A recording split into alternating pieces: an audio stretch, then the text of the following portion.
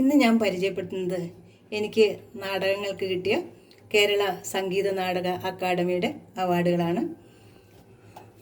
ഇത് ആദ്യമായിട്ട് ലഭിച്ചത് കോഴിക്കോട് സങ്കീർത്തനയുടെ നവരസ നായകൻ എന്ന നാടകത്തിൽ ജയന്തിരുമല രചനയും ജയേട്ടൻ തന്നെ സംവിധാനവും ചെയ്ത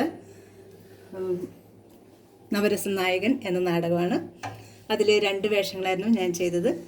അതിനുശേഷം കോഴിക്കോട് രംഗഭാഷയുടെ കടത്തനാട്ടമ്മ എന്ന നാടകമാണ്. അതിൽ പൂമാതേ പൊന്നമ്മയായിട്ടാണ് ഞാൻ ചെയ്തത്. അത് ജയേട്ടൻ തന്നെ രചനയും മനോജ് നാരായണൻ സംവിധാനമായിരുന്നു. അതിനുശേഷം മൂന്നാമത് ലഭിച്ചത് വർത്തമാനത്തിലേക്ക് ഒരു കണ്ണകി. അതിൻ്റെ രചന നിർവഹിച്ചത് ജയന്തിരുമനയാണ്. അതിലെ കണ്ണകിയായിട്ടാണ് ഞാൻ വേഷം ഇട്ടത്.